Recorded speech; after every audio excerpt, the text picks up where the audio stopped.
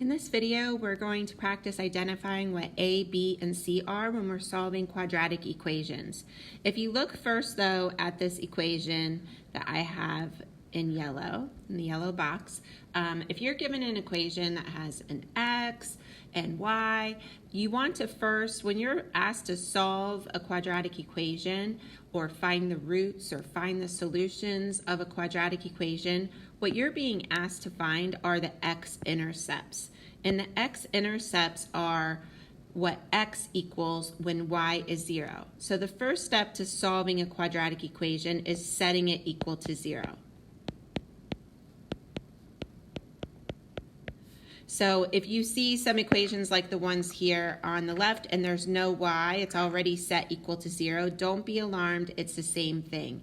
If you're given one that has a y, you want to set it equal to y and then change that y to 0. If you look up here in the top right, you'll see that the a is what's in front of the x squared, the b is what is in front of the x, whether it's positive or negative, and the c is that constant term at the end, whether it's positive or negative. So let's go through these different examples here on the left. So the a is what's in front of the x squared, so that would just be 1. The b is what's in front of the x, and the c is the constant. So it's important, again, to notice whether these are positive or negative. So in this case, b is -4, and c is positive 21. If you have one like the one here below, this one is not set equal to 0 yet, so you first need to subtract 21 from both sides. So you have x squared minus 4x minus 21 equals 0. Now you can find a, b, and c. So a is 1, b is -4, and c is -21. And the same with the one below. This one I have a different a. So here if I first move that 7, we have 4x squared plus 12x minus 7 equals 0.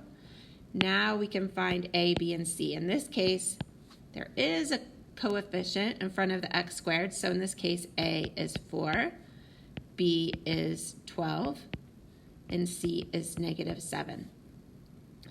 And the last couple, we just have two terms. They are already set equal to 0, but there's just two terms. So ask yourself, what's in front of the x squared? 1. What's in front of the x? -4. What's the constant? There isn't one, so it's 0. Okay? And for the last one, what's in front of the x squared? 1. What's in front of the x?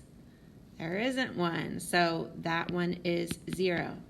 And then the constant is -4. You can think of this as x squared plus 0 times x, which would cancel it out, -4. Or this one you could think of x squared minus 4x plus 0.